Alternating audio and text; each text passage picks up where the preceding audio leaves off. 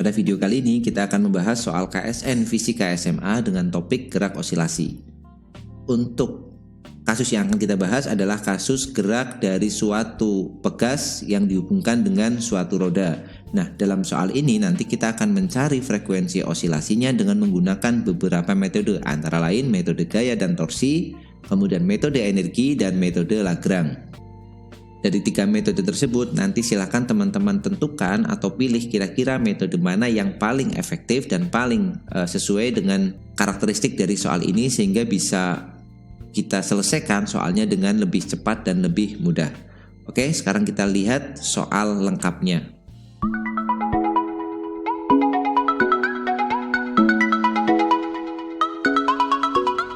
Nah, ini dia soal yang akan kita bahas. Kita baca dulu soalnya. Sebuah roda bermasa M dan berjari-jari R dihubungkan dengan pegas tak bermasa yang memiliki konstanta pegas K seperti ditunjukkan pada gambar. Roda itu berotasi tanpa slip di atas lantai. Titik pusat massa roda berosilasi secara harmonik pada arah horizontal terhadap titik setimbang di X sama dengan 0. Tentukan energi total dari sistem ini dan frekuensi osilasi dari sistem ini. Ini merupakan soal OSK tahun 2014 ya. OSK itu Olimpiade Sains Kabupaten. Ya, sebelum namanya menjadi KSK, sebelumnya namanya adalah OSK tahun 2014. Nah, soal ini bisa teman-teman jadikan referensi belajar untuk jenis atau kasus osilasi pada persoalan-persoalan yang lain. Oke, langsung kita kerjakan. Yang pertama, kita akan menggunakan metode energi karena di soal ditanyakan energi total dari sistem, kita pakai metode energi. Nah, untuk metode energi, yang pertama harus kita lakukan adalah kita harus mencari energi mekanik dari sistem tersebut. Kita tinjau sembarang posisi, misalkan pada posisi yang seperti gambar ini, si bola ini sedang bergerak ke kanan ya, ke kanan dengan kecepatan sudut misalkan omega, kemudian pegasnya berarti sudah teregang ke kanan sejauh misalkan X ya. Titik ini kita sebut sebagai titik setimbang aja nih. Jadi titik kesetimbangannya ada di sini yaitu di X sama dengan 0, berarti dia sudah bergerak ke kanan sejauh X. Nah, berarti energi mekanik yang dimiliki oleh sistem ini bisa kita tuliskan energi mekanik itu tidak lain adalah energi potensialnya yaitu potensial pegas di sini ditambah dengan energi kinetiknya. Energi potensial pegas tidak lain adalah setengah dikalikan K dikalikan X kuadrat plus energi kinetiknya di sini karena pegas karena bola ini menggelinding tanpa slip maka dia punya 2 energi kinetik yaitu energi kinetik rotasi dan energi kinetik translasi ya. Di sini kita punya eka rotasi dan eka translasi yaitu untuk eka rotasinya adalah setengah dikalikan I omega kuadrat dan eka translasinya adalah setengah dikalikan M dikalikan V kuadrat. Di mana V adalah kecepatan pusat massa dari roda ini ya, ini V.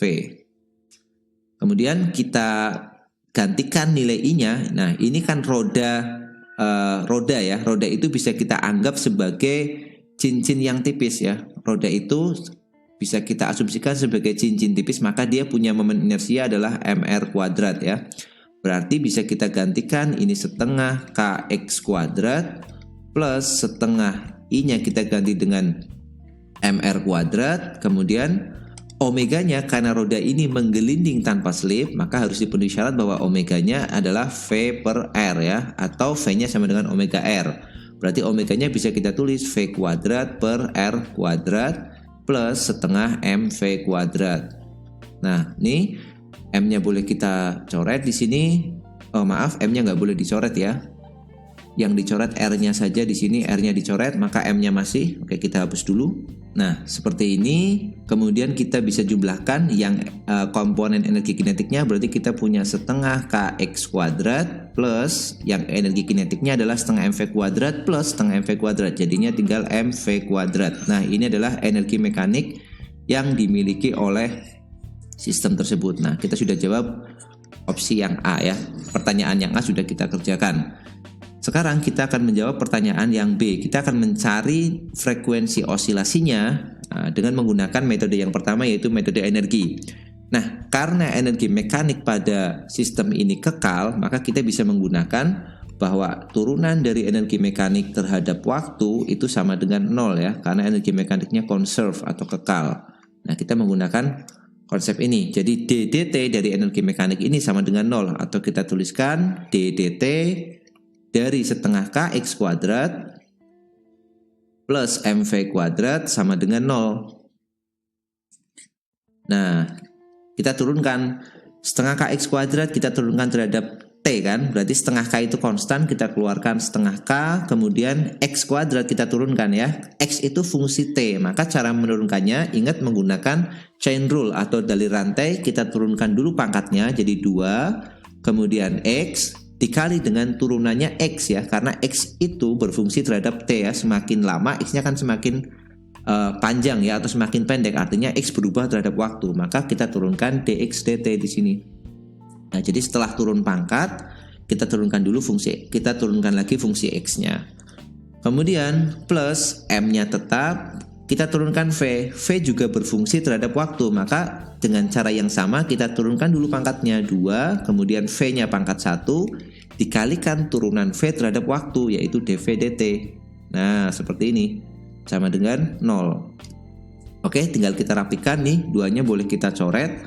Berarti kita punya K dikalikan X dikali dx dt itu kan V kan, turunan posisi terhadap waktu itu kan V, plus M dikali 2V dikali dV dt itu kan A ya, dV dt itu kan sama dengan A, ini turunan kecepatan terhadap waktu, ini kan sama dengan A, atau boleh kita tulis turunan kedua dari posisi terhadap waktu ya.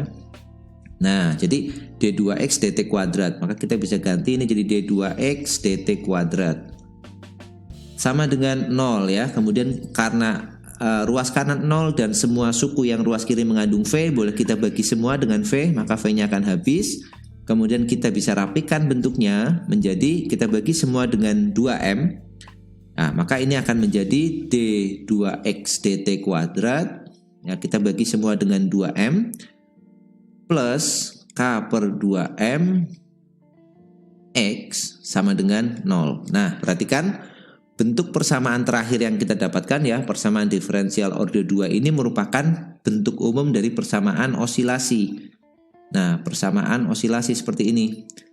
Ingat, bentuk umum dari persamaan osilasi adalah d2x dt kuadrat plus omega kuadrat X sama dengan 0 ya. Berarti kita simpulkan bahwa nilai K per 2M ini tidak lain adalah omega kuadrat ya. Berarti omega kuadrat sama dengan K per 2M, atau omeganya sama dengan akar K per 2M. Omega itu adalah 2pi per 2pi frekuensi, 2pf. Berarti kita bisa ganti 2pf sama dengan akar K per 2M. Berarti frekuensinya sama dengan 1/2pi akar K per 2M. Nah, ini adalah frekuensi osilasi yang kita dapatkan menggunakan metode energi.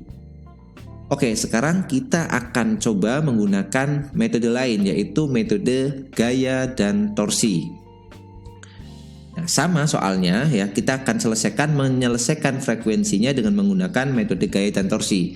Nah, kita misalkan titik setimbang ada di posisi ini, di sini adalah X sama dengan 0, kemudian kita tinjau pada saat bola itu bergerak ke kanan ya dengan posisi X ya, perpindahan posisinya itu X, dan bola itu juga karena menggelinding tanpa selip dia punya kecepatan sudut itu omega. Kemudian ada gaya yang arahnya ke kiri, yaitu gaya pegas ya, karena dia bergerak ke kanan berarti dia akan memperoleh atau akan mengalami gaya pegas yang arahnya ke kiri. Nah, ini F pegas atau kita tulis FP, dan jangan lupa masih ada satu gaya lagi. Kenapa harus ada satu gaya lagi? Karena si roda ini berputar. Siapa yang menyebabkan putarannya? Ya tidak lain adalah gaya gesek, karena gaya pegas ini bekerjanya di pusat massa, dia nggak menimbulin torsi nih. Maka yang menimbulkan torsi adalah gaya gesek, karena dia sedang bergerak ke kanan ya, berputar dengan arah yang searah jarum jam, maka gaya geseknya arahnya ke kiri. Ini adalah F gesek. Nah, itu adalah gaya-gaya yang bekerja pada sistem tersebut. Sekarang kita bisa menggunakan persamaan gaya pemulih ya. Jadi F pemulih itu sama dengan M dikali dengan A. Nah, ini kan persamaan standar untuk menyelesaikan osilasi ya. Jadi gaya pemulih, ini bukan gaya bekas ya, maaf, gaya pemulih kita tulis saja di sini. Gaya pemulih sama dengan M kali A. Gaya pemulih itu adalah gaya yang selalu membuat ya atau mengkondisikan benda yang bergerak osilasi untuk kembali ke posisi setimbangnya. Dan gaya ini tidak lain adalah gaya pegas dan gaya gesek ya, yang arahnya ke kiri. Berarti gaya pemulihnya adalah F pegas plus F gesek. Nah, tetapi nilainya negatif ya, karena dia berlawanan dengan arah geraknya. Sama dengan M dikali dengan A. Nah, kita punya satu persamaan seperti ini ya, kita ganti dulu, ini minus Kx, kemudian minus Fg sama dengan M dikali dengan A. Oke, ini persamaan yang pertama. Sekarang kita tinjau untuk persamaan rotasinya. Nah, berarti kita bisa pakai sigma tau itu sama dengan I dikali alfa. Nah, sigma tau-nya apa? Satu-satunya gaya yang menyebabkan roda ini berputar tidak lain adalah gaya gesek ya, karena gaya pegas ini tidak menimbulkan torsi. Berarti torsinya adalah gaya gesek dikalikan dengan R ya, F kalikan R di sini. Jaraknya dia ke poros putarannya adalah R, sama dengan momen inersianya roda tadi sudah, yaitu mr kuadrat. Dan karena rodanya berputar atau menggelinding tanpa selip, berarti kita bisa ganti nilai alfanya sama dengan A per R ya. Berarti ini sama dengan A per R. R-nya bisa kita coret, habis berarti. Maka kita punya F geseknya itu sama dengan M dikali A. Ini persamaan yang kedua. Nah, kemudian kita substitusi nilai F gesek yang kita dapatkan dari persamaan 2 ini ke persamaan 1. Berarti kita akan dapat ya persamaan 2 dan persamaan 1. Kita akan dapatkan berarti minus Kx, kemudian minus MA. MA sama dengan MA lagi. Berarti kalau kita pindah semuanya ke ruas kanan jadi 2MA plus Kx sama dengan 0 ya kan. Kemudian kita gantikan A-nya ya, notasinya kita gantikan aja biar lebih kelihatan, dan kita bagi semuanya dengan M. Jadi 0 sama dengan A-nya kita ganti D2X dt kuadrat, kemudian plus K per 2M X. Nah, dari sini kita tahu ya, ini bentuknya sudah bentuk persamaan osilasi. Jadi nilai K per 2M-nya tidak lain adalah nilai omega kuadrat ya. Berarti omeganya sama dengan akar K per 2M. Nah, atau frekuensinya adalah 1 per 2 pi akar K per 2M. Nah, kita peroleh hasil yang sama dengan metode sebelumnya ya. Jadi metode sebelumnya kita punya metode energi, kita juga peroleh 1/2 pi akar K per 2M. Nah, sekarang teman-teman silahkan nilai mana yang lebih mudah atau mana yang lebih efisien. Oke, sekarang kita akan coba metode yang ketiga, yaitu dengan metode Lagrange ya. Persamaan Lagrange bagi teman-teman yang belum mengerti atau belum pernah mendengar tentang Lagrangian atau persamaan Lagrange atau metode Lagrange ya, bisa cek videonya, nanti saya taruh di deskripsi untuk belajar Lagrange dari awal dan beberapa aplikasinya dalam penyelesaian masalah-masalah di fisika. Oke, yang ketiga adalah metode Lagrange. Nah, sama dengan metode sebelumnya, untuk metode Lagrange sebenarnya kita juga cukup menganalisis energinya saja ya. Ingat, Lagrangian itu persamaannya adalah T min V, di mana T itu adalah energi kinetik dari sistem tersebut dan V adalah energi potensial dari sistem tersebut. Nah, jadi langkah pertama kita harus mencari Lagrangiannya ya. Nah, sama seperti sebelumnya analisisnya, dia sudah bergeser ke kanan pada saat bergerak ke kanan sejauh X dan dia punya kecepatan sudut omega, maka kita bisa tulis nilai Lagrangiannya sama dengan T-nya adalah setengah mv kuadrat ya. Ini V-nya kecepatan pusat massa si roda, plus karena dia berputar berarti setengah I omega kuadrat dikurang dengan energi potensialnya adalah energi potensial pegas, yaitu setengah Kx kuadrat. Nah, seperti ini. Kemudian kita bisa ganti ya, karena dia menggelinding tanpa selip, maka nilai omeganya bisa kita ganti menjadi V per R. Maka Lagrangiannya boleh kita tulis setengah M V kuadrat plus setengah, momen inersianya itu mR kuadrat, omeganya kita ganti jadi V kuadrat per R kuadrat ya. V per R dikuadratkan minus setengah KX kuadrat. Kemudian R-nya boleh kita coret. Kemudian ini tinggal setengah MV kuadrat plus setengah MV kuadrat sama ya. Berarti ini tinggal MV kuadrat min setengah KX kuadrat. Nah, ini kita sudah peroleh persamaan Lagrangiannya.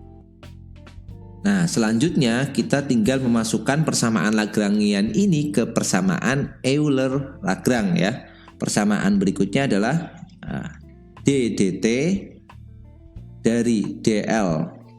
Nah, karena ini satu generalized koordinat ya, karena V itu kan dx dt ya. Ingat V itu kan dx dt, berarti kita cuma pakai koordinat umumnya adalah x saja, atau kita tulis sebagai x dot ya. Jadi kita cukup menggunakan satu persamaan ini, d dt dari dl dx dot itu sama dengan dl dx ya. Koordinat umum yang kita pakai adalah x di sini, hanya satu ya. Jadi satu koordinat sudah bisa menyelesaikan atau sudah bisa mendeskripsikan gerakan dari sistem ini. Nah, kita mulai dari dl dx ya. dl dx dot dulu boleh, dl dx dot. Ingat x dot itu v. Nah, berarti ini untuk memudahkan Lagrangiannya kita tulis ulang aja ya. Jadi ini M dikali V itu kan X dot kuadrat minus setengah KX kuadrat. Berarti M dikali turunan dari X dot terhadap X dot ya. Sama aja turunan X terhadap X, maka 2X dot. Ini kan. Kemudian kita rapikan ya, jadi 2M X dot. Kemudian kita turunkan lagi terhadap T. Jadi D dt dari dl dx dot, dl dx dot. Berarti turunan dari ini 2m x dot, 2m nya tetap, turunan x dot terhadap t ya, x double dot. Nah, turunan v terhadap t itu kan a ya. A itu boleh kita tulis sebagai x double dot seperti ini. Oke, ini persamaan yang ruas kiri sudah kita temukan. Sekarang kita hitung yang ruas kanan, dl dx. Turunan Lagrangian terhadap x. Berarti yang turun hanya yang sebelah kanan aja ini, yang suku setengah KX kuadrat aja. Jadi minusnya tetap setengah K. Kemudian turunan X kuadrat terhadap X ya, bukan terhadap waktu di sini, terhadap X. Maka tinggal 2X. Atau kita rapikan jadi 2-nya kita coret minus KX. Nah, kita sudah dapatkan yang ruas kanan. Sekarang kita susun ulang nih persamaannya. Kita tuliskan lagi jadi 2M X double dot sama dengan minus KX. Atau kita bisa tuliskan 2M X double dot plus KX sama dengan 0. Kita bagi semuanya dengan M dan kita bagi semuanya dengan 2M ya. Jadi X double dot plus K per 2MX sama dengan 0. Nah, kita akan dapatkan lagi nih, ini juga persamaan umum osilasi ya, boleh kita tulis D2X dt kuadrat plus K per 2MX sama dengan 0. Nah, dari sini kita tahu kita dapatkan nilai omega kuadratnya K per 2M ya, sama dengan hasil sebelumnya. Jadi omeganya sama dengan akar K per 2M, kemudian frekuensinya berarti tinggal diganti omega itu 2πf, berarti frekuensinya 1/2π akar K per 2M. Nah, kita sudah temukan persamaan ini. Oke ya, itu dia video pembahasan kali ini, yaitu tentang metode-metode yang bisa kita pakai untuk menyelesaikan persamaan osilasi atau kasus-kasus yang berkaitan dengan osilasi. Kita bisa pakai metode gaya dan torsi, metode energi, dan yang terakhir metode Lagrange. Oke, demikian, semoga videonya bermanfaat. Kalau ada kesalahan atau koreksi silahkan tuliskan di kolom komentar. Kalau kalian suka dengan video ini silahkan like dan subscribe channelnya untuk mendapatkan notifikasi kalau ada video terbaru dari channel ini. Sampai jumpa di video selanjutnya. Tetap semangat.